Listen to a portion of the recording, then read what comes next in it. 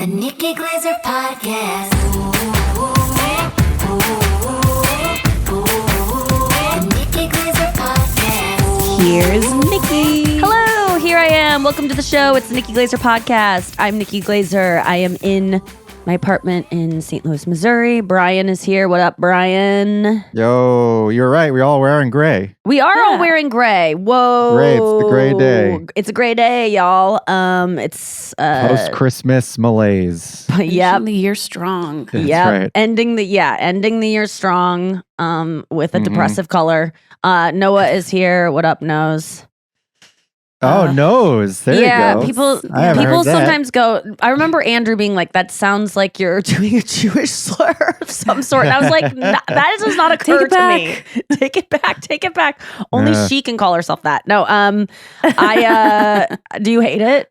I like Nose. No, I like it. I do too. Anytime Nose. you call me a nickname, I like it. Yeah, I do. I love You a could even nickname. call me the K word, and I would like it. Oh my God. Jesus Christ! Remember we had to walk my mom through that in a very we had to literally spell it out for her. She's like, I know the word. I've never heard in which way it was used. That was hilarious. And you so were like, cute. it rhymes with bike. And she's like, Kiki? It's like, no.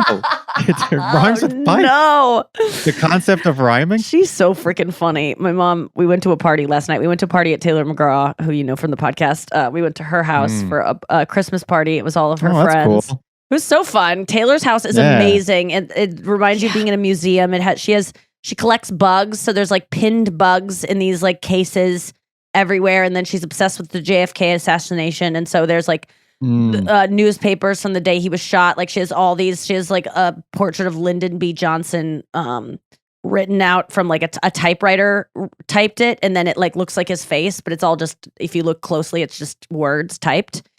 And she has tons and tons of books, one of which is Anya's dad's book about the JFK assassination and conspiracy, that it was the CIA who did it.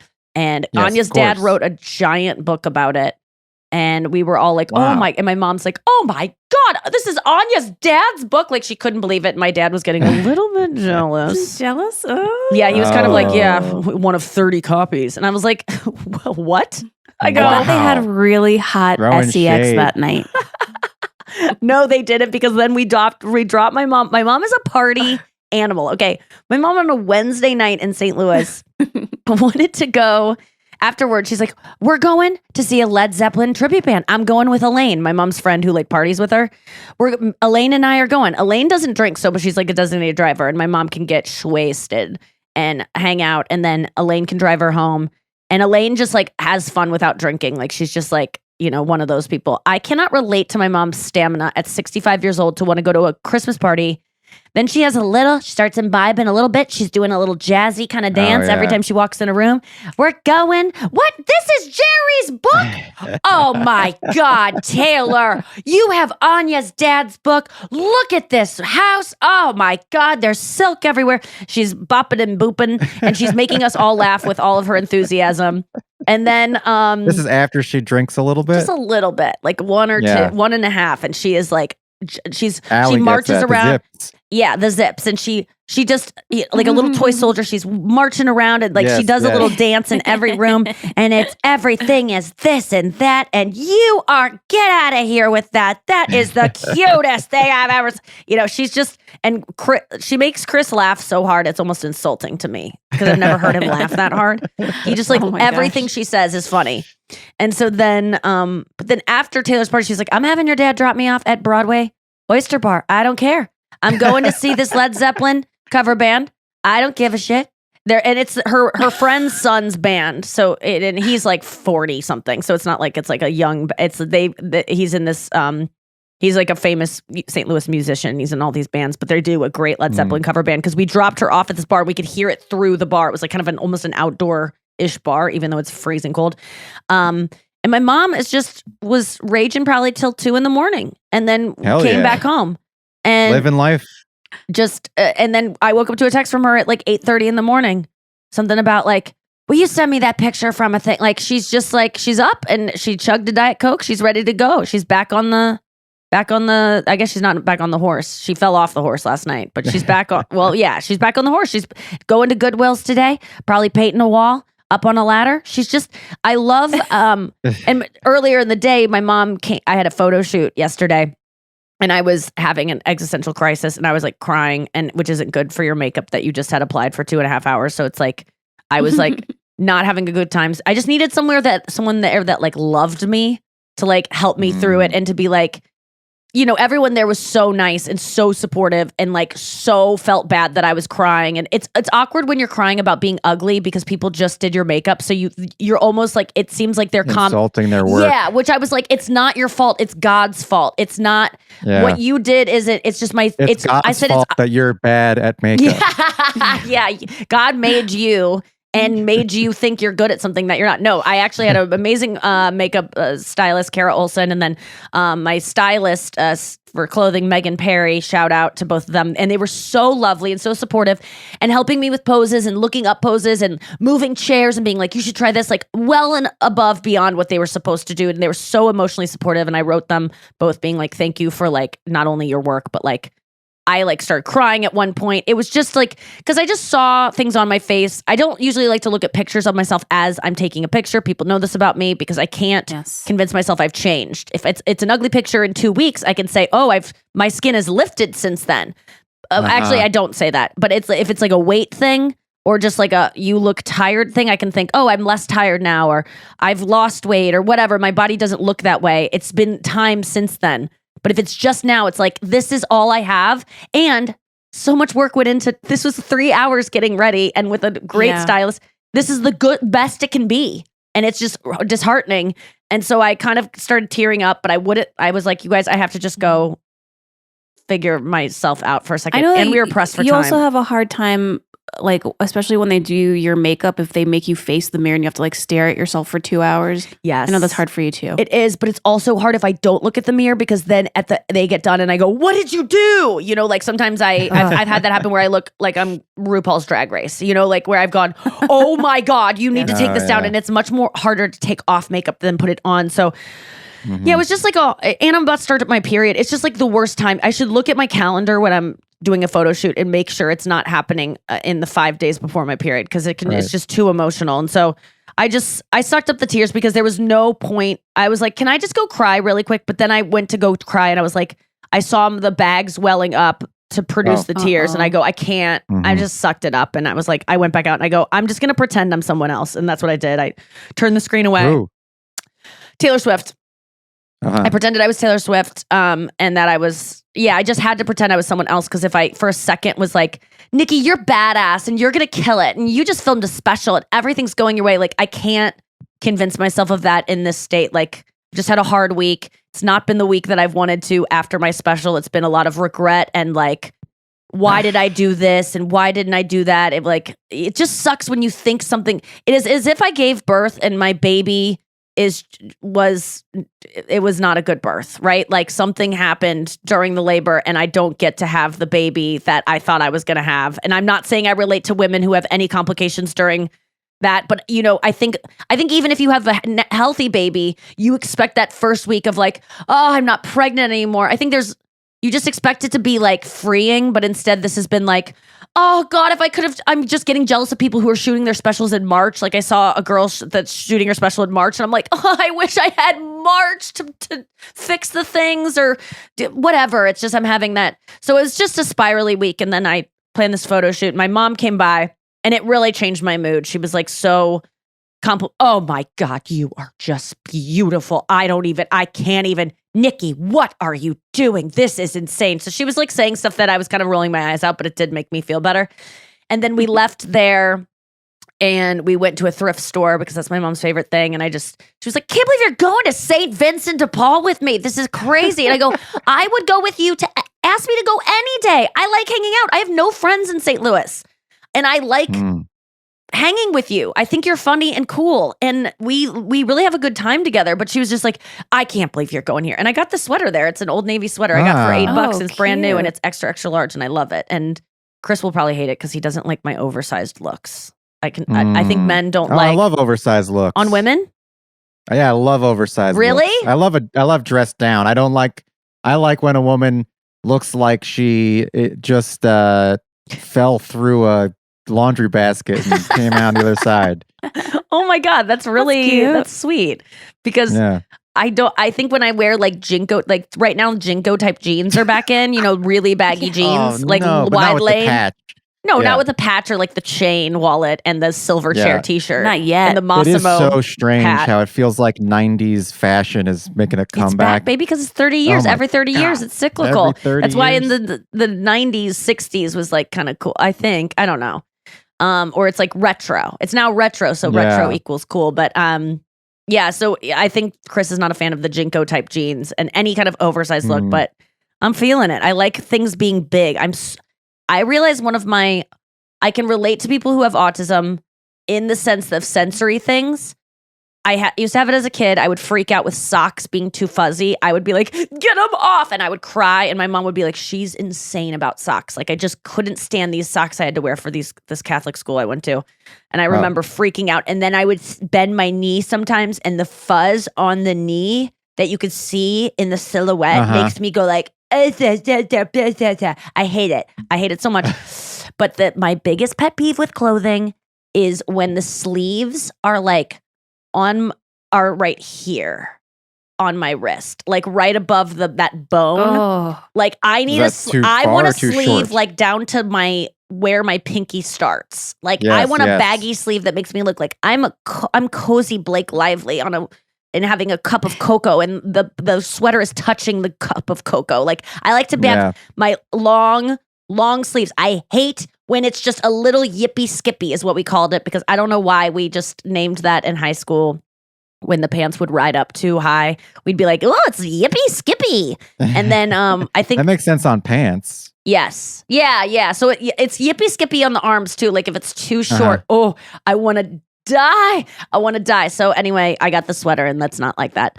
And then my mom last night was like, we were walking in St. Vincent de Paul Society thrift shop, and she was like, your dad's mad at me. Because I want to go. He's already mad at me. She called him in between the photo shoot and St. Vincent de Paul. It was like a 3-mile drive. And I guess she called him in that time because we drove separately. She's like, he's mad at me because we're going to go. I want to go to the Led Zeppelin. My dad doesn't like that kind of music. He was like making fun of it. I can't do a Led Zeppelin song Your now. dad doesn't like Led Zeppelin? He just thinks he's like some songs an are okay, elitist. but yeah, he's like Beatles. Oh, Anything that wow. like made What? the Beatles go like, we don't really care anymore. My dad was like not into it. It's as if and he's a musician, so he's like, I feel like Snobby. everybody in his Critical, generation loves Led Zeppelin. yeah, you would think, but my dad was such a Yeah. Beatles head. It's as if like it's like how Swifties feel about. Well, actually, Swifties are supportive of all the artists that come in her wake. But it's kind of like that. Like my dad and I disagree on so much when it comes to Taylor Swift. But he doesn't realize we're very similar because of his passion for the Beatles, where he has like 1 million Beatles books. There's Beatles posters all over. Like you Yeah. want to go down on the Beatles just as much as I want to go down on Taylor. And I don't really want to. That's just a metaphor for Do you eating like pussy. the Beatles? Yeah, I love the Beatles. Love. Like I grew up, my dad indoctrinated me. Love. That was one of their unreleased hits. It probably was. Yeah. Love.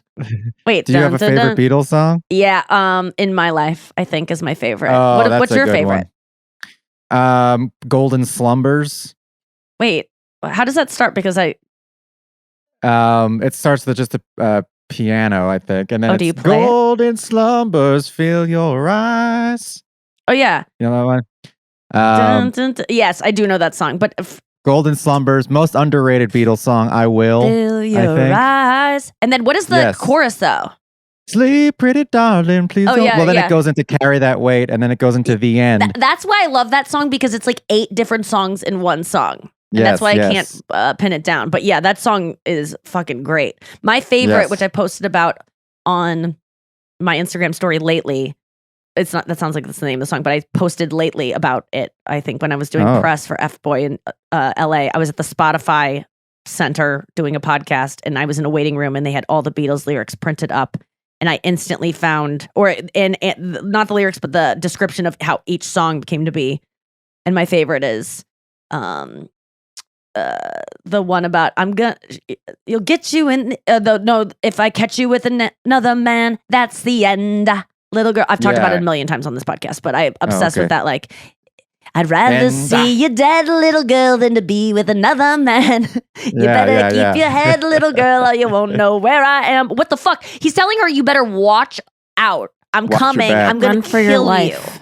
Yes. Is Yes. the song. Run for your life if you can, little girl. Hide your head in the sand, little girl. If I catch you with another man, that's the end.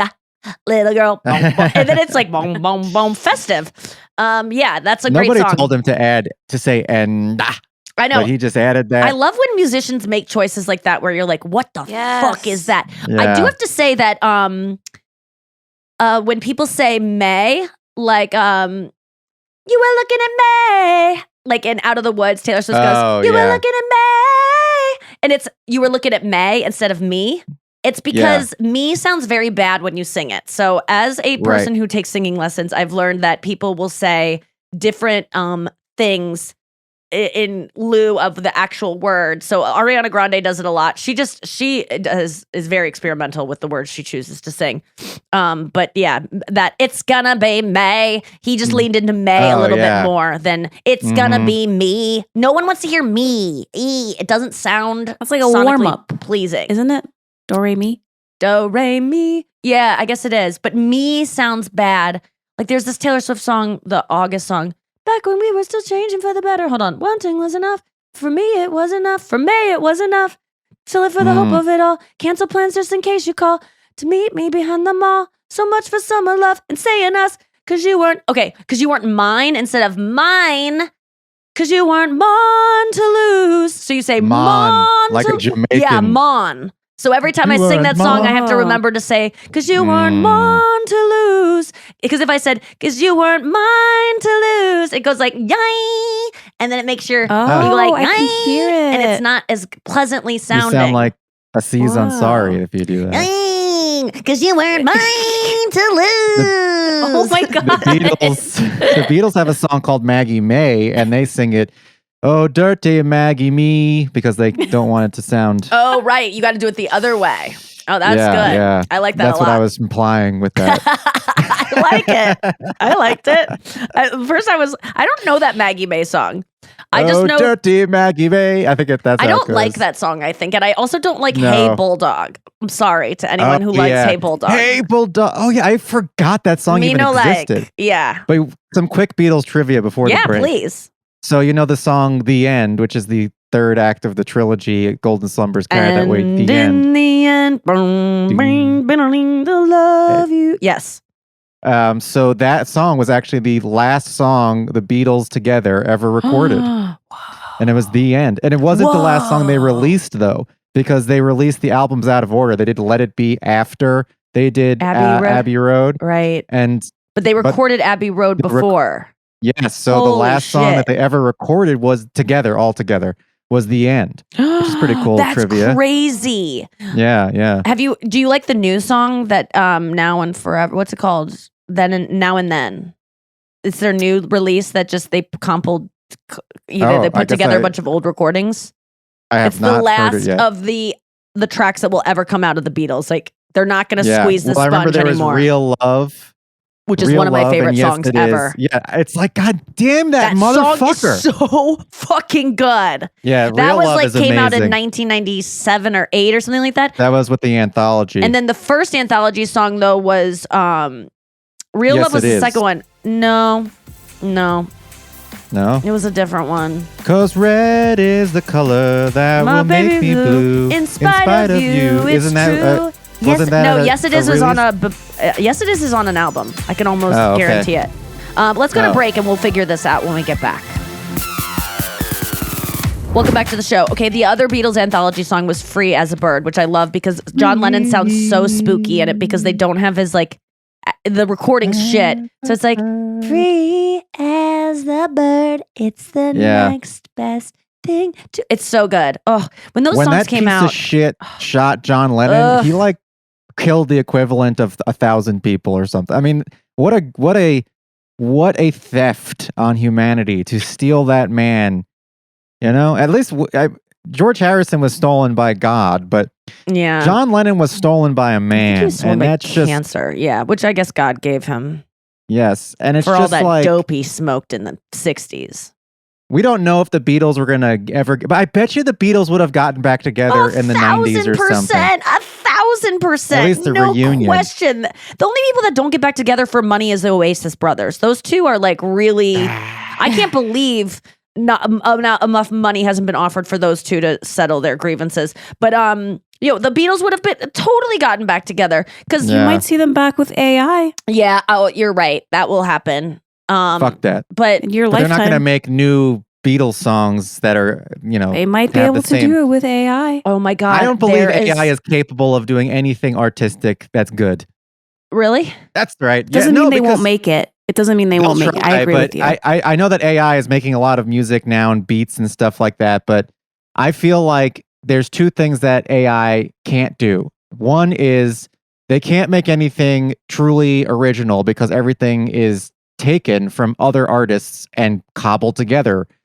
Number two, they can't have human experiences. Therefore, the art that they're creating is based on nothing. And I feel like art But can't is they an learn about interpretation having human of life. experiences from observing, consuming all of our media and writing and They can only mimic what other it's just all AI is right now is just predictive. It's just a prediction engine. It's just predicting what the next word most highly probable would be after the previous word that was said or whatever programming or however they're doing it.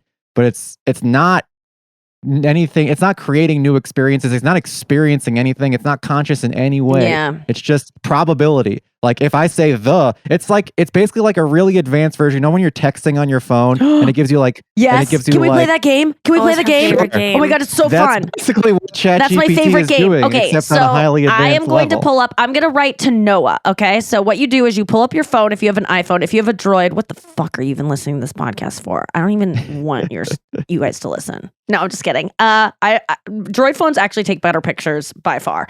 Okay, so I'm going to pull up Noah, and I'm going to put in. Okay, so it's starting with my predictive thing is the. And I like to do it where I press sometimes the left one, sometimes the right one. I mix it up, but I blindly mix it up. So I'm not looking. So I'm going to make a text.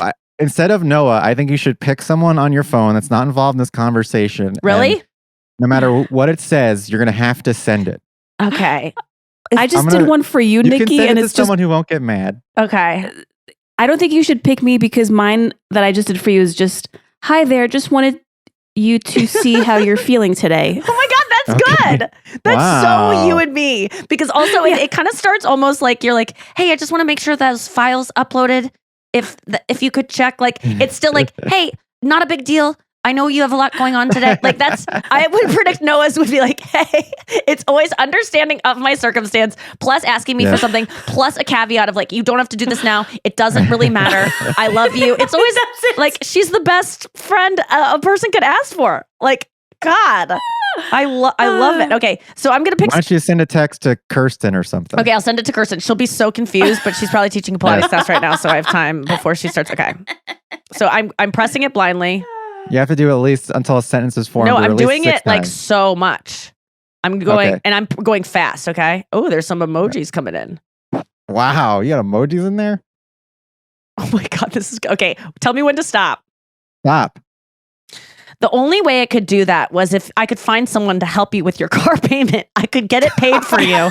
If you would rather, I can pay you for it. If I can do that and you don't have a problem, I just want you to be honest. I just don't know if I can help you. You can help you out if you're not busy or not. If you're busy, just let us be friends. I love you. I hope you're okay. Wow, that really encapsulates a Nikki Glaser text. I can can't- pay you. I'll let you know when I can pay you. It's no problem, but can I pay you? And I love you, and I'm just very busy, and I hope you're well. And you wanted to be honest, too. Oh, yeah, and I want you to be honest. I mean, that could not be more Nikki Glaser. I just have to write. That's a game we played on the pod. Okay, that is so funny. All right. Okay, Noah, Brian. who are you going to Oh, yeah. Noah, who are you going to do? Noah's, you got, I don't know a lot of your circle, but you could do your husband. Yeah, I think you do your husband. Or you can do Okay. Kirsten. You do Kirsten too. Do Kirsten Okay, too. I'll do Kirsten too. Oh God. She's gonna get so many. She's Damn. going to get her car paid off. Wait, I'm at the gonna end of erase this. the thing that I said. I'm playing a game. Damn it. I'm erasing it. Oh my God, mine is so boring. Oh no. What could Okay, it possibly? so- Okay, here we go. I just pushed the middle one. Okay. Hey there, I'm on the road. I should have an hour and a half before I'm back to work. I will text when I'm leaving, and I'll text when I leave, and I can come get the car if that's cool, and I'll be home by 5. Oh my God, the car payment. I talked to her. She's going to be so confused Wow. about So this Nikki's car. paying for the car, Can you and Noah's going imagine to go getting pick it up. two disparate texts about this car payment that she's got to be honest with? Wait a second. I like how Noah's is Noah. We can tell when you text, it's mostly about alerting people to like let them know that something's gonna happen, right? Like you use your phone for like the reason it should be used. Is like, hey, I'm going to arrive at this time. This is stuff you need to know. I really like that. Okay, Brian, do you want Should I Kirsten's text number? Kirsten? Do you have her number? I don't think. Hello, I have the car. Why aren't you here yet to pick it up? What's her number? Oh wait, you can't tell me your number on the. Yeah, we can just bleep it. Do you want to do it? Yeah, I'll Okay, text okay. Kirsten. Okay, here we go. Did you just do middle, Nikki, or did you do first and third and middle, or whatever you want? I went all over. I went like booty, like I was just like Okay. pressing very feverishly fast. Okay, tell me when to stop.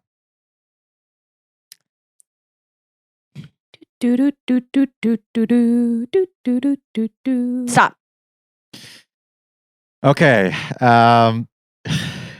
Please you are tell me. not gonna fucking No believe way. this. No No. way. It's listening then.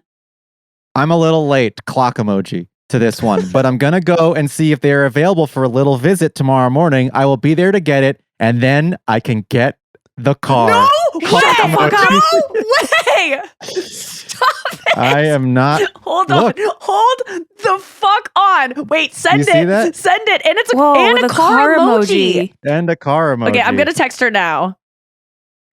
You just got a random text from Brian Frangie because we're on the podcast and we're sending predictive texts of what our phone would think to send you, period. We each had a text predict that we should send you something about a car, period. Be This on the means lookout for something. car stuff today. Yeah, I mean, maybe it's Kirsten, not us. Oh, weird. When You're I just said gonna win a car car. here, when I wrote car stuff, when I dictated it, it was CARR, like Alan Or Carr. Jimmy Carr. Oh, well, that's Or how you Jimmy say it. Carr. Oh, whoa. That's so fun. Everyone should play that. When you're bored and have nothing else to do on your phone, play predictive text games with your friends. Because sometimes Yes. Chris and I used to do it so often that I would always know if I got like a giant, tower of text that it was that. And then you just read it and you go like, oh my God. I want to see what I would say to Chris. Let's just see where our relationship's at today. Is it Oh my different God. for who you're texting? I Or think is it so. just based on I really? really It's do. just based on cars. Oh, wait. Which, Wait, this fucking what kind car. of car? You guys, car is coming up again. No. Maybe because Nikki? it hears us. No, do you think it's hearing us and it's saying well, no, because it's not hearing you. Because The- I'm hearing you through my headphones and my Exactly. phone is not It doesn't hearing know. that. That's The true. only way I could get the job is to go back in and get my car serviced. And so I can go back and do the work for you. But you will have a good night. I will see if you want me to. If not, I'll get you something else. I don't care about that. But you know what? You don't have a job and you can do whatever I don't want. You know I love you. That you have to work for a lot and you have a job. And I don't care if I have a problem. Wow, if I have this a is so problem. Nikki. It's so me. You know Because what? you're- I feel like I'm a good person based on these things. I feel like I'm a very Yeah. empathetic. This is an empathetic person's predictive AI texting. You're trying to explain how you feel. You're saying that you love the person regardless, and you just want to fix the problem. And if you need to pay for it, you will. That's And the Nikki thing is, Glaser. my car needs to be serviced so bad, you guys. It is leaking oil onto the engine, then it's burning, Oh my and then the God. burnt oil smell travels into my nose. I really am getting brain damage probably from breathing in this, but it's not actually like ruining the car. The car drive, it's just ruining me. You got to get a new car. Dude, I know. do. It's time. It is so embarrassing to pull up in this car in this town.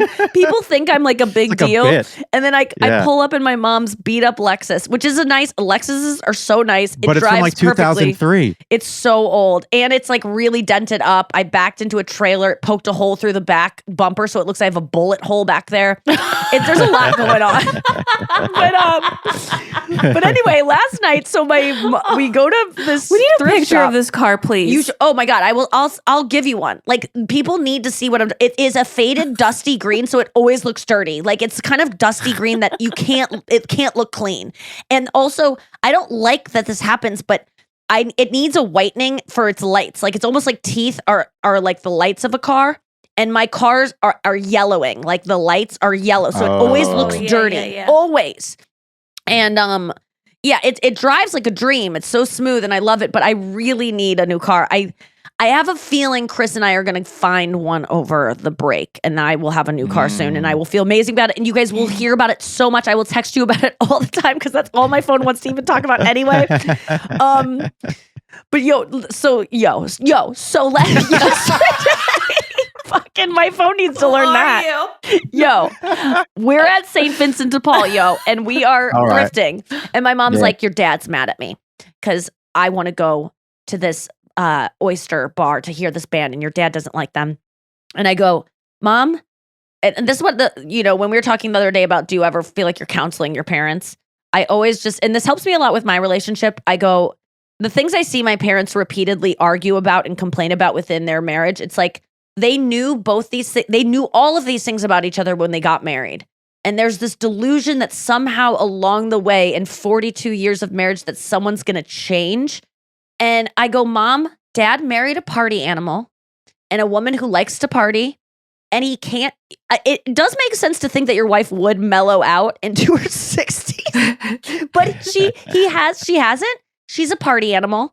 And I go, Dad has to reckon with that. He has to just realize that you like to party.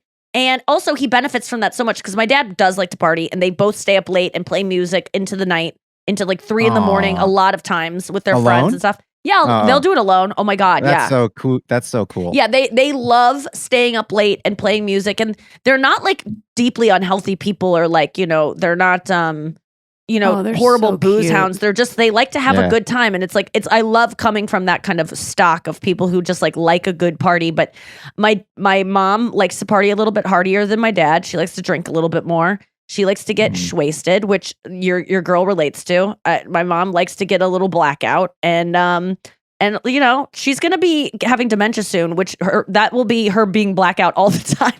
Like, when grandmas get like, they forget stuff, and people just go, oh. But when people who drink to blackout get drunk, everyone's like, you don't remember that? Like, they punish you for it. So I think it's I always Well, one of them's you're doing, and the other one is. I don't think it's your fault that you want to drink to blackout. Well, sure. You want to get into that. Yeah. You know how I feel about that stuff. Yes. Nothing's interesting, nothing's special, and everything's not your fault, but also it is.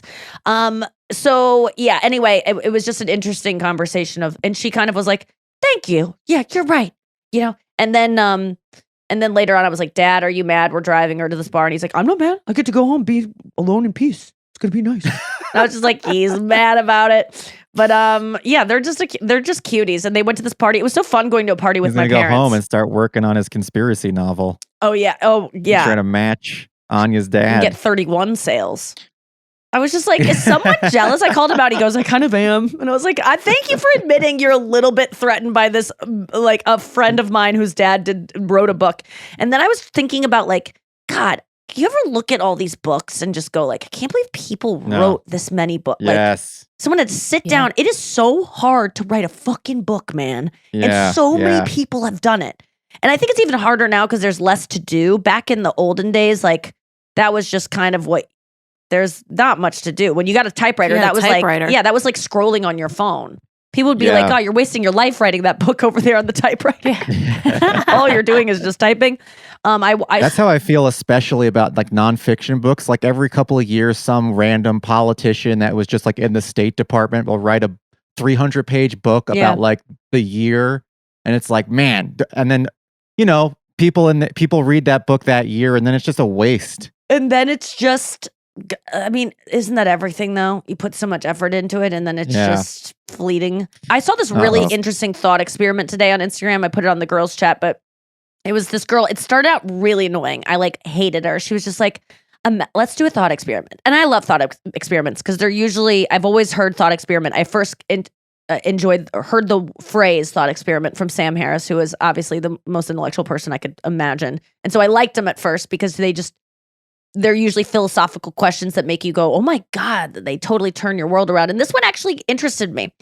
So this girl was talking about, imagine your life is fast forwarded and all of a sudden all of the things in your life just flash by in a second. Like the seasons change and you're watching the earth spin and you're seeing the seasons change and the sunrise and sunset and it's going so fast and all of the birthdays and anniversaries and celebrations and Christmases and everything just and then all of a sudden you're there at the end of your life and you're laying in bed at the end of your life. It's the last day of your life. You've arrived at it.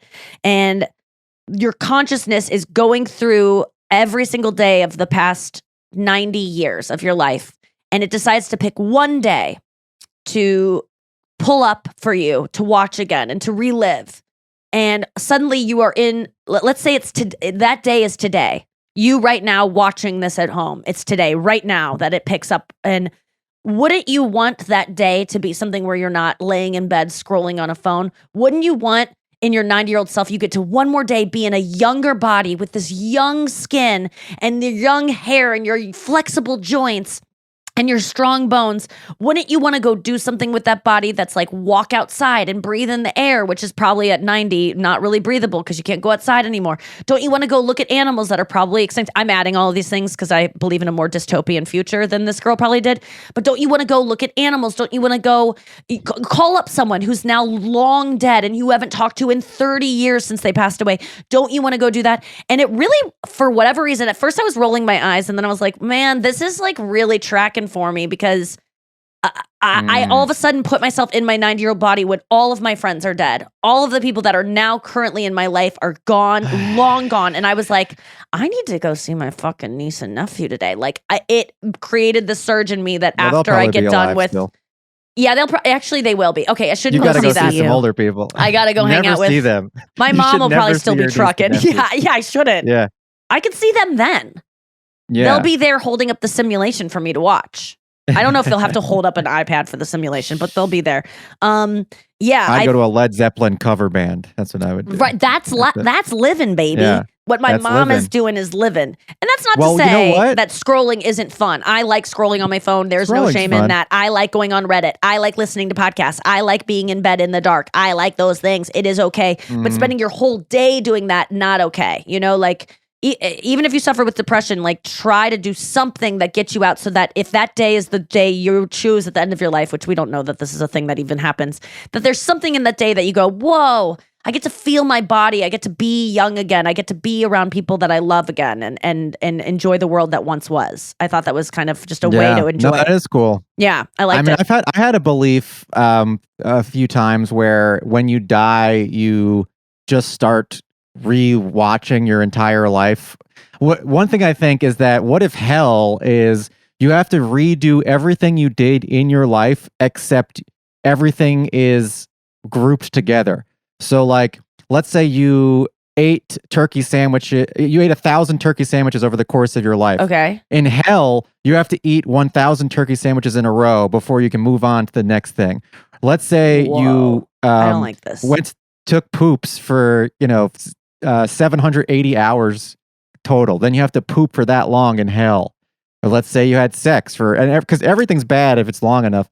So it's all things added together in a row. That's one thing I've thought before. Well, I was watching this girl yesterday, a girl I follow, Katina Kilo Tequila. No. Katina Kilo Eats. Katina Eats, I think is her name. But she's like a she eats a bunch of food on Instagram. She's not a mukbanger necessarily. She just does food challenges all over the world. And she's so adorable. She looks like Noah. Oh. She is has been a bodybuilder before, and I'm guessing she does some kind of MMA, but she also met her husband, who is also a food competitive eater, through the competitive eating community, and she met him, and they would do videos together, just like we're friends, and then they just like started dating. It was so cute. You could tell they got together to like because they probably had like a crush on each other, but didn't need to. It was just it's like how comedians sometimes like start dating, and you can see like a podcast where they first met or whatever. It's fun to see that kind of stuff in the like the nascence of their relationship. Yes. Anyway, yes. so Katina Kilos, whatever, she ate a deep dish Chicago pizza the other day and a giant thing of beer and a giant pizza and a thing of fries. And I was like watching it because I was like, damn, that looks good. Like my vegan self is just like, oh, that cheese pull. Because the cheese pull was just like, it was so good. And then it got to a place where she was, it was like her hell where she was eating this pizza and you could just tell she was just like, oh, like it's so funny how something so amazing can go from being like the greatest thing in the world to like, if I have another bite, I'll die.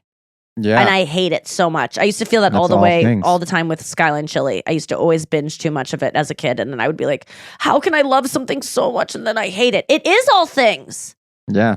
Fuck. Too much of anything is bad. That's why separate bedrooms, dog. People been writing me about separate bedrooms. Did you see a thing? There was some kind of study that came out that like, well, first of all, Cameron Diaz says she does separate bedrooms in her relationship. Oh, really? Was it her? No. When I looked closely, wait, no. no.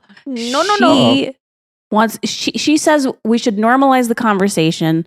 She says there's nothing bad if you sleep in separate bedrooms, she said this was her opinion before marriage, but she also said, which I feel like is kind of like a little bit assuming that your marriage is bad if you do it. She's like, my marriage is so good right now that we don't need to do it. Fuck yeah, you, that's judgment. not good. That's judge. Fuck you. Oh my God. You should have seen, like, you read the comments about just the headline that seemed like she was just in support of separate bedrooms for a healthy relationship. And you should have read the comments. It's just like all of these threatened fucking dads, Chads, and Brads, to quote Taylor Swift, that are like, if you want to unhealthy, well, I actually don't need this because I love my wife. My husband and I don't need this because he loves me. And it's just like, you guys are so fucking threatened. And I bet you anything, people commenting that, maybe your husband loves you, but everyone else in your life hates you. It's and he is stuck with you. You are a terrible person. There are the worst people commenting on Instagram things. If you want to see the dregs of society, look at any comment under like the Daily Mail's Instagram. It's truly or E News, any celebrity news. I'm so embarrassed to be someone who likes this kind of stuff because the people that comment on it are seriously the dumbest, moronic, most judgmental, miserable cretins you've ever imagined. Part of me thinks they're fake. A part of me thinks it's just like to dumb us all down, like a big conspiracy. They're real people, dude. I think they're real. They I want to keep talking are. about separate bedrooms, but yesterday you posted I forgot the comedian, but you posted that he was on the airplane and he caught two people. Oh, Adam Ray. It was Adam Ray. Caught two people. Why don't you describe it, Nikki? Because you found God. Okay. Well, but then I have an addition. Let me describe it when we get back from break because I would love to hear your addition. We'll talk about Adam Ray's Instagram post that I was like, my comment was, I have to text you immediately to find out what the rest of the story happened. And I'll tell you what I texted him after this. Yes. And I did not find out because it's, okay. But we'll talk about it after this. Okay, so we're back. So Adam Ray yesterday posted a video of him filming a couple watching a movie full volume on their phone together. And he's sitting next to Sandy Danto, his opener, I'm guessing. And Sandy Danto, he puts the phone, he's filming the couple, you can't see Adam, and then he moves it onto Sandy, and Sandy's just laughing like, I can't believe this, kind of like eyes wide open, like, holy fuck. And then he goes back to the guy then takes a handful of peanuts or cashews or whatever, eats some of it, and as he's eating it, he kind of catches that Adam's filming him, and he looks over, and he just stares at him down for probably like 5 seconds, and then Adam just goes, it's so loud.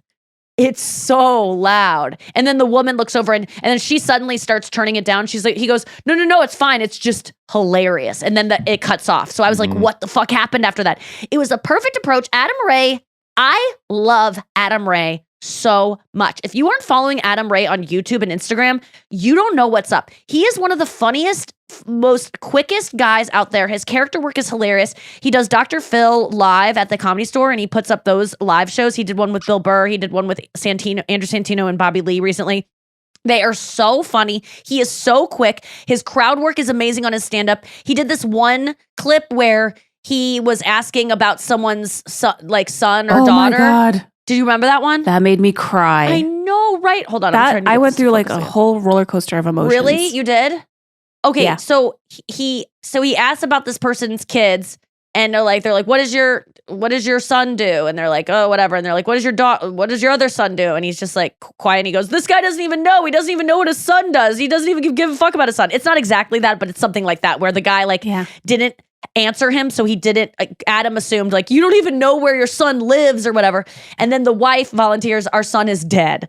And they're with a live band, so Adam is like jamming out. Oh yeah, he was singing. He's singing this as he's going. So he's like, oh fuck, what did I do? What did I do? This is weird. Where do we go? What do we do? I don't know where to take this song. And then he's like, but then it turns around at the end. Didn't you love the end? Wasn't it emotional? Because then Adam's a sweet guy. He's never gonna go harder in ever. He's one of my favorite people, but he's I'm getting emotional thinking about it now too, because it's awkward for a second, but the band is still going and everyone's kind of freaking out that this woman just but she seemed okay with it, saying it. So they were both fine. So lighthearted. Yeah. And then she goes, I just want you to know that my son would love this, her dead son. And he goes, that's it. Yes. And then that's my trigger. If there is a dead person that is being talked about like they are there and like that they would like have an opinion about what's happening presently.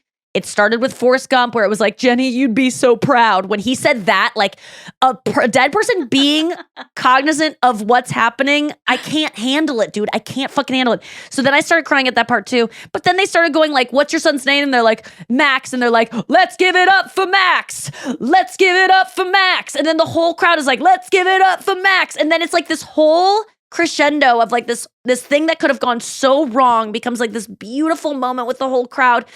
And it was just I couldn't believe, I thought it should have gone so more viral than it did. So go to Adam Ray's Instagram and watch that clip, and then watch the clip of him walking, which means if you walk someone as a comedian, it means they walk out of the room. So it's not a good thing necessarily. Like that means they're offended or they got upset or like they left. So if you walk a room, it means like the whole room walked out on you. And that's like the worst thing that could happen as a comedian. It's like, oh, he walked the room, the whole room left.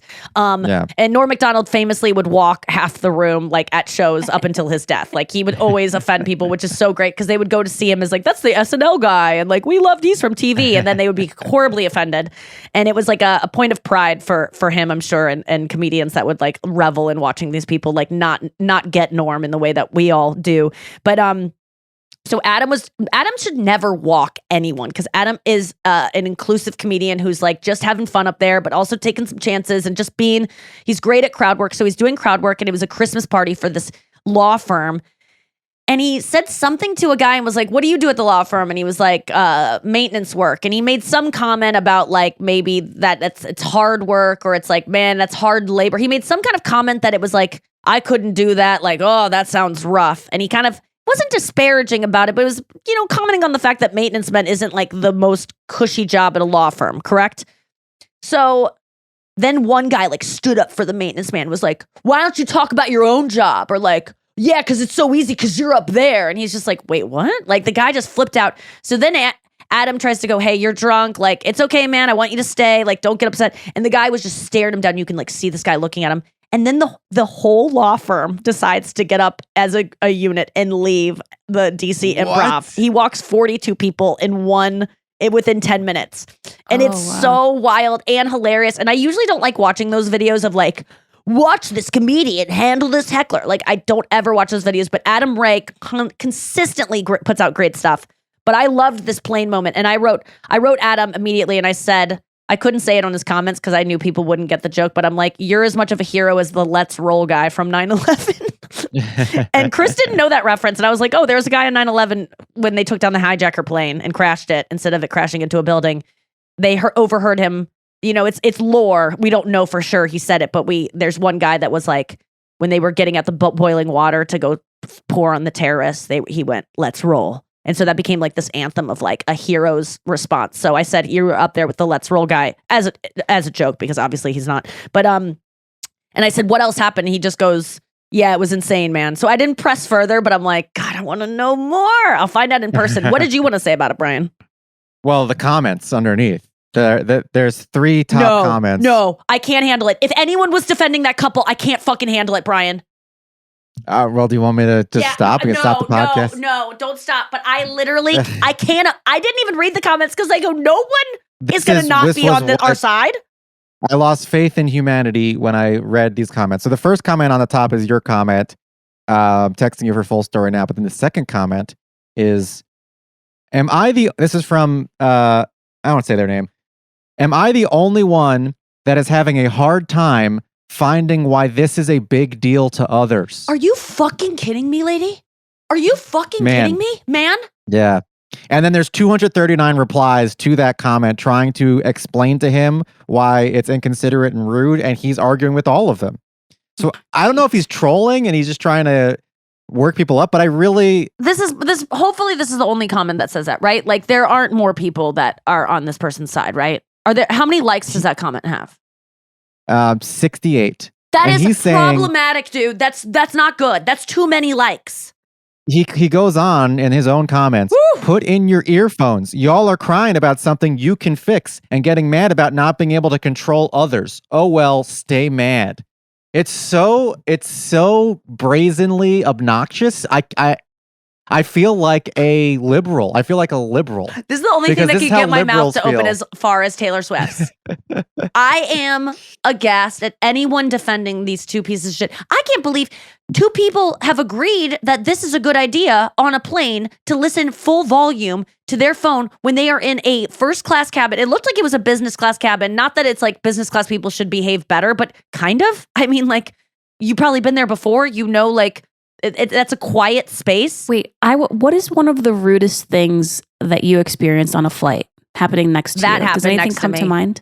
That happened next to me, but it wasn't a couple. It wasn't 2 people who agreed. By the way, when 2 people like this ever agree to do something so insane together, Chris likes to say, it reminds me of incest, that like a brother and sister both had to be like, hey, I'm into fucking you. And they had to like both agree. I thought that was a really funny comment. Yeah. But he's always like, whenever he hears about incest, he's like, I can't believe 2 people agreed that was a good idea. Like the odds of that are wild. Which means there's probably a lot more single people wanting to fuck their sister or brother out there. Oh, she didn't. Can I tell you the worst thing? Yeah, what is the worst thing you saw? I think that I can top that. The worst thing for me was some lady was changing her baby in the seats in front of us. Not going to the bathroom. Instead of going to the bathroom to change the baby. Did she get confronted? Yes, thank goodness. By the flight attendant? Like a very sassy flight attendant that was like, you have to go do that in the bathroom. And then he came over and he like sprayed the area with like air freshener, which is also disgusting. Made it a little bit worse. Yeah, no one needs to breathe. Air freshener is horrible for you, by the way. Like no one should be using any of that shit. We have been so lied to that is good for us in any way. There was another thing.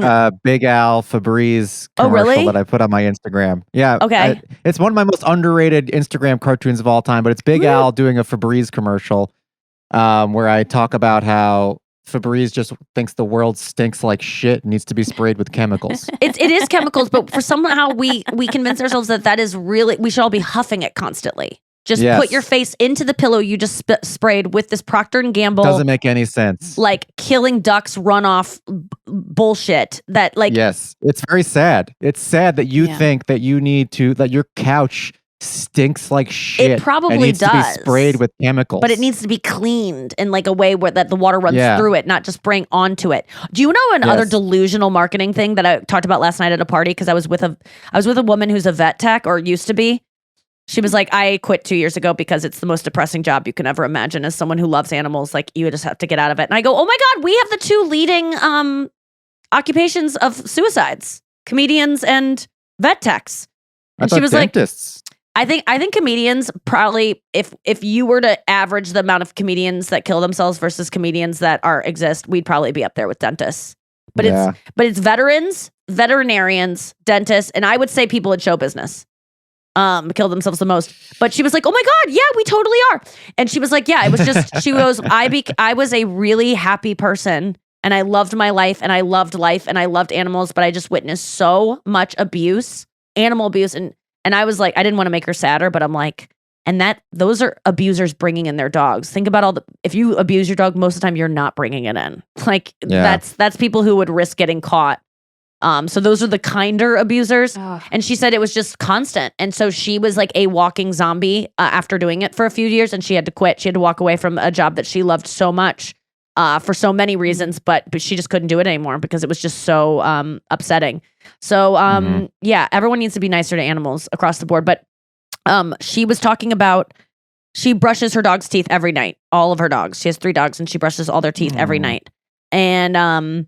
And then Chris said something like, oh, you can't just give them that bone shaped as a toothbrush. And I'm like, oh yeah, greenies.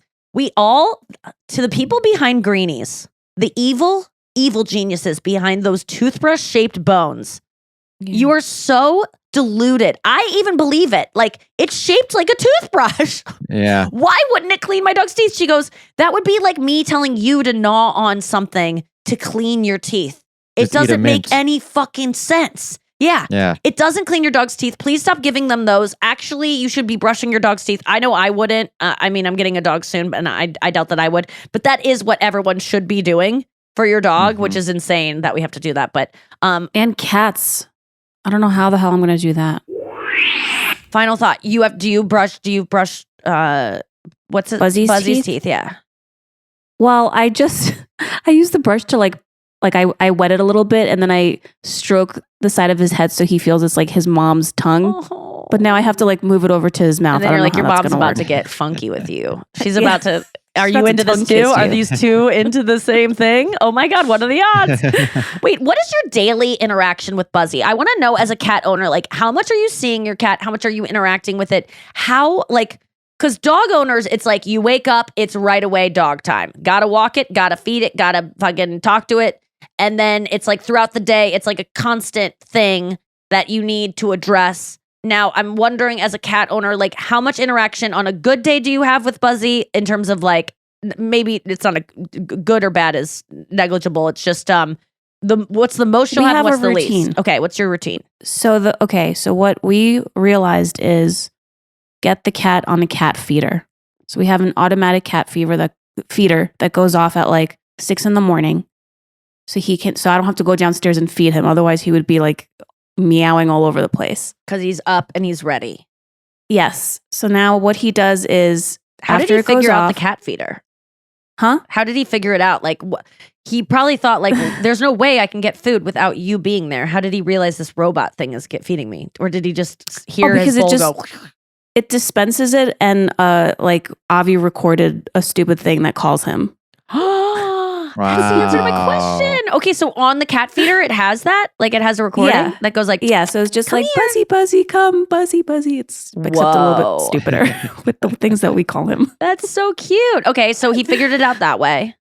Yeah, and then afterwards, he like zooms to our bedroom and he wants to play a little bit. And by that point, I'm already awake because... At 6:15?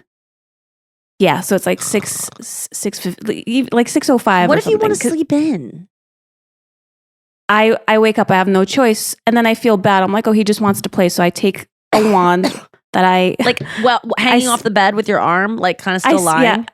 So it's like a long stick, and I stick it underneath my mattress, so I could just like literally put my arm down and just pick it up, and then I just swish the little birdie around, and he pounces it and jumps around and catches it. It's really cute. And then once he's done with that, how long does that go on for? And do you decide when it's done, or does he literally go, I'm cool with this now? Like I feel like animals are never done. No, like sometimes he'll do it like 3 times. Sometimes he'll want to do it more. And 3 times, like you just flick it 1, 2, 3, like it's like literally 30 seconds. Yeah, and then he goes back down and he eats, and then he does his own little thing in the morning. But he just ate, I thought. He doesn't. No, he eats a little bit. And then comes up, wants to feel like he's hunting. Then he goes back and eats the rest. He's got to know. He's got to earn it. Got it. Yeah. and then he'll come back up and he usually The purrs. control on this cat. I love that he's like, I'm going to save some for later. Like, I don't know any don't animal deserve that's this. just, yeah. I need to hunt that bird first 3 times. Well, that's what I had to learn. Like He's cats are intermittent not at fasting. all like dogs. Even if I put a treat in front of him, he doesn't just scarf it. Like he can't find it right. He like has to look for it. What? Yeah, Jack's like that too. Wait, what do you mean? You know how like a dog will just like inhale a treat like a they'll- vacuum if you put it in front of him? And yes. So Buzzy, like I'll show him the treat and then I'll put it down and then he like can't find it on the floor right away. Is it because of his like eyes and perception? Like the cats can't see I have it? no Or is he idea. like playing games with it? No, he's not playing. He's looking dieting. for I it. think he's watching his figure. I think he's He's on Ozempic. having, yeah, he's Oh no. he's that's so cute. Okay, and then what's the rest of the day of the interaction? And then he'll have his like morning zoomies and then he pretty much sleeps the rest of the day and then in the evening it's pretty much the same routine around his mealtime.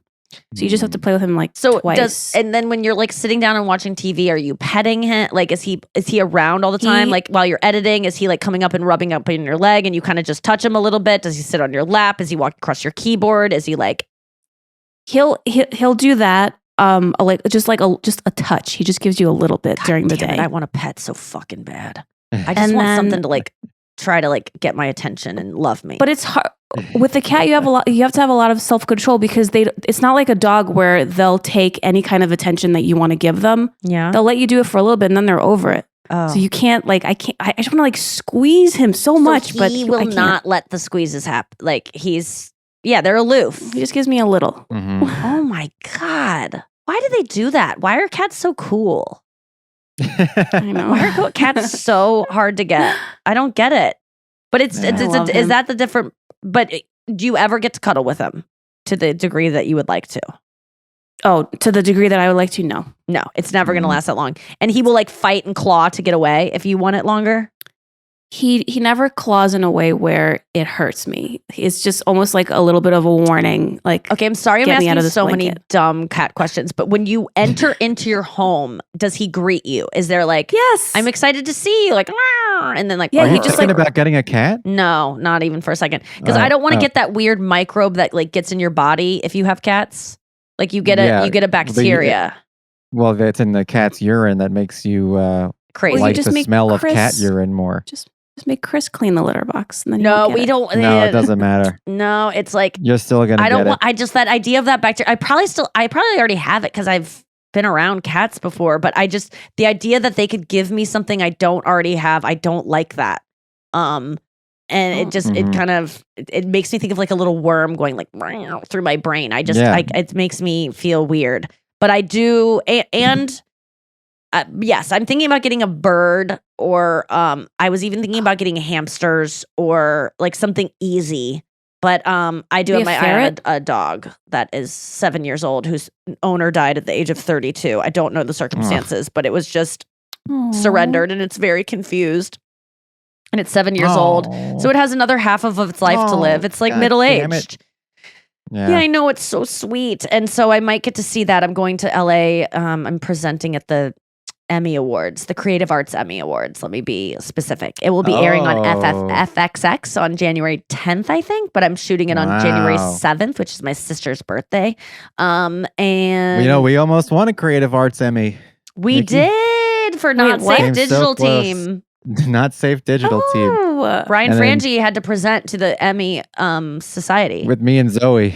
Yeah, Zoe We Clark. both had to present to the Emmy committee, and we did not know what we were getting into. I can't even imagine the people that were in that room. There was like 12 people in that room. They were probably so much more important than I realized at the time. But me and Zoe had to go in there and do a little presentation. We did a fine job with the presentation. It was just a little naive because when we got there, we were like, okay, I think we might have a shot at this. You know, it's either us or At Midnight, right? And there was a presentation going on in the room before us. And when they finished, the presenter exited the room, and then it was like our turn. It was like going in for a job interview. Guess, I don't know if Nikki probably knows the answer, but guess who walked out of the room who presented right before us? Me and Zoe, two no-name digital producers. Who walked out of the room? I mean, Chris Hardwick? Joseph Gordon-Levitt. was the one to present right before us. So he does his thing. He's presenting about some band thing he was doing. Oh yeah, and hit then, record Joe. Yeah, and then Brian and Zoe come in after Joseph Gordon-Levitt and try to convince them that we deserve a Creative Arts Emmy for making Snapchats about pussies. Yeah. God, there's those moments in life where you go, I am in over my head and I don't belong here. And I had no idea. I bet you Shonda Rhimes was in that room or something. I didn't even know who any of the people were because they were so behind the scenes. Were you so nervous famous. after, or were you? That's the thing. We weren't that nervous because we didn't know what the fuck what we were getting into. We didn't know Joseph Gordon-Levitt was going to be presenting, and we didn't know who we were talking to. I hope all of those people have that day as the day on their last day of their life where they have to go back and watch that day and they have to re-watch your presentation and Joseph Gordon-Levitt's, which I'm sure was Can really you believe cute. that the guy who made that presentation is the same guy who blew up all those buildings in Oklahoma or whatever? Wait, what? I was creating a scenario where I became a terrorist and then they had to rewatch it. Anyway, it didn't work out. You went back to Oklahoma? I don't know. You finished the job you started? I ran out of steam. But I do want to update. Kirsten texted back. Oh, what'd she say? She said, "Hi, Brian," which I don't know. I guess you told her that I texted? Yeah, I said you just got a random text from Brian Frangie. Yeah. Oh, okay. Say, "Hi, Brian. Yes, sure thing. Just come by tomorrow and bring the car." She's great. Yeah, she said, maybe I'll be getting a car today. I'll stay safe in the car. She said to me, bah ha ha ha ha, LOL podcast. Yes, she'll hear this. She listens to the pod, so I like that she'll hear herself being texted on the pod.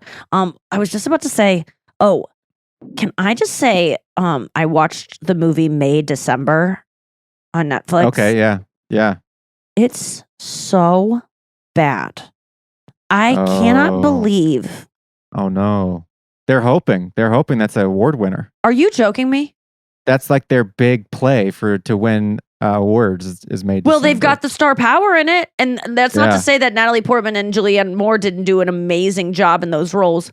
But that fucking movie, besties who have seen it, are you with me? Were you satisfied with that ending? Spoiler alert: it's a bad ending.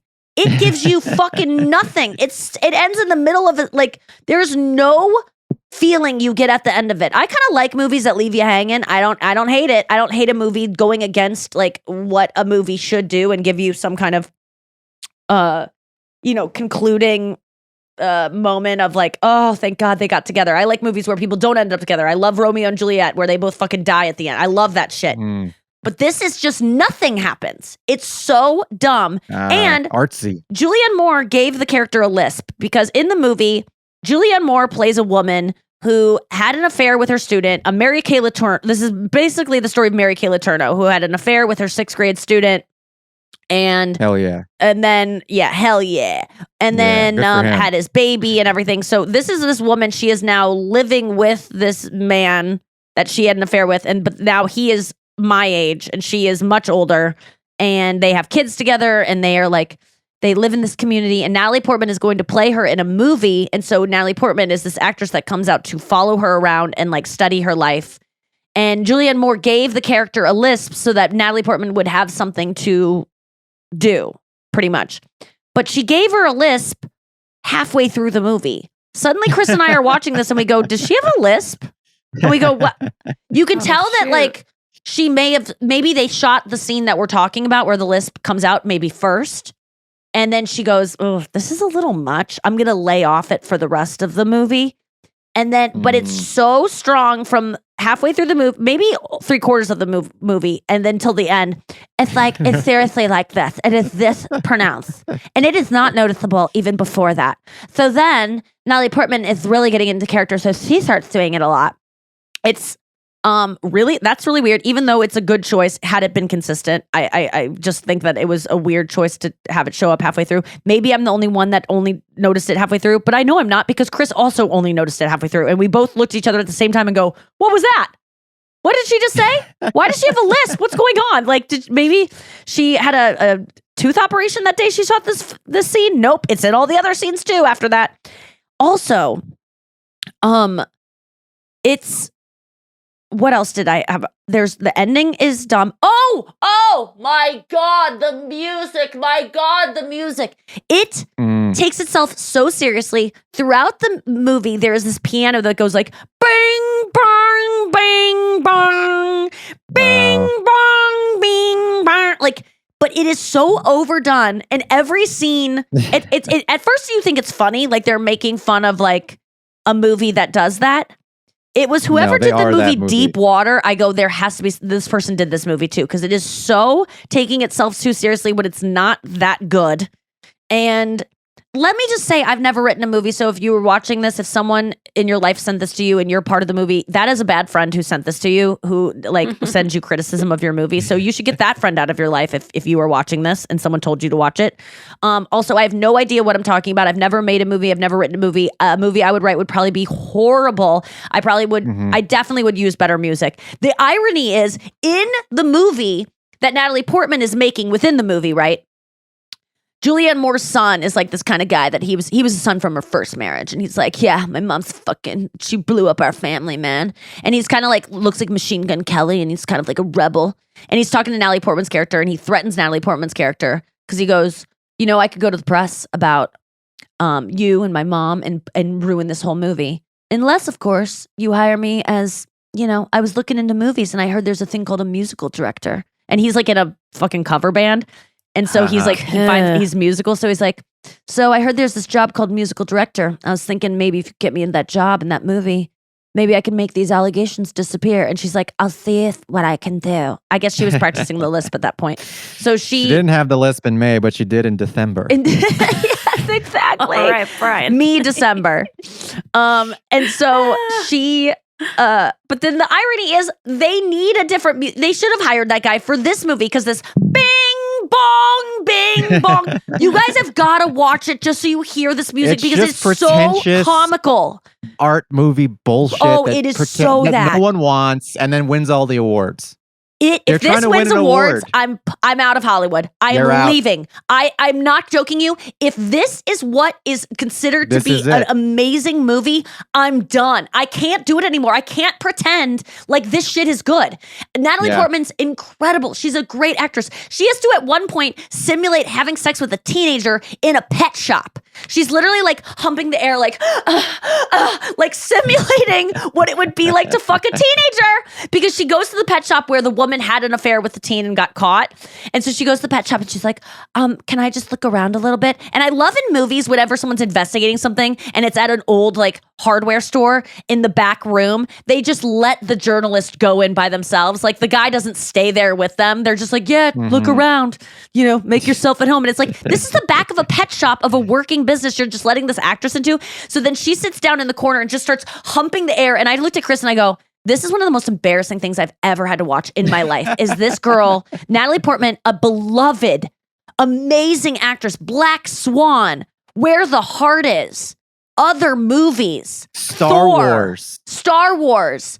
She's been in Marvel and Star Wars. The what's that one movie where she played a little girl and it was kind of like flirty with the older man? Yeah, that one. Yeah. The Professional. Oh yeah. This is our Natalie Portman, and you're putting her in this. It just doesn't. It's not a good place to be. Movies aren't cutting it from. This is why I don't see movies anymore. All I want to see is concert footage at movies now. I just want to go see Beyonce. I want to go see live events at movies. Because there's still good movies. I'm sure there are. Oh, I'm sure there are. They're not Marvel. They're not Marvel movies. Those have jumped the shark. This isn't it either. I need people to watch May December. Besties, will you write to me about May December? I loved Barbie. That's a good point. Loved Barbie. Besties, write to me good movies to watch. By the way, I watched my favorite movie the other day and I watched it with Chris. It was put out in 2020. Attitude. And it is the best movie I've ever seen in my life. I watched it 7 times and this is how you make a fucking movie. And it's called The Worst Person in the World. It's on Hulu for free. It is a Norwegian film and it is incredible. This movie, May December, if you disagree with me, I am not going to hate you. I want to hear why you think this movie is good. I cannot believe anyone would walk away from this and think, if this wins awards, I'm not kidding you, I will leave Hollywood. I'm done. I will walk away and I will start a pet store where an old woman will have sex with the teenager in the back room. I really will. It won't be a pet store because I don't sell pets, but it'll be a pet rescue. You watch rescue. on a plane without headphones on. Yeah. May, December. Yeah. No, you don't watch it you watch it without headphones because you keep the headphones plugged in, but you take them out of your ears because this is a movie best watched just watching actresses act without the sound coming out of their mouth, which is a list that they choose halfway through the film. Even though I love Julianne Moore, she kissed me once on a red carpet. Speaking of a red carpet, it was a red carpet for a Joseph Gordon-Levitt film called, what was the one he wrote about the porn addiction? Don Juan. It was awesome. That's a great movie. Scarlett Johansson is also in it. I don't know why Julianne Moore was there, but she was there. Maybe she's in the movie. She kissed me on a red carpet on the lips. It was amazing. It was during Nikki and Sarah Live. We were interviewing people on the red carpet, and she just went in for it. We were doing a bit, and she is the coolest. I love both those actresses. Listen, I've been in shitty things too, and this is just one of those things. And maybe it changed my mind. If you made May December, if you have anything to do with it, I am so sorry. I've made shitty things too. It's okay. We're allowed to make mistakes. Bing, bong, bing, bing, bong, bing, bong. Please just go listen to it. Just pull it up the first minute you hear the bing bong, and that same music goes throughout the movie. It's so funny. I love it. I think I'm going to watch it again. Honestly, it might be a good film. All right, guys, I got to go. At first, I thought it might be a comedy about movies like this, but no, it was just this movie. It was probably written by AI, to be honest with you. Gotta go. Thank you for enjoying the show. We will see you in the new year. Can't wait to see you then. Don't be Happy New Year, everybody. And Happy New Year.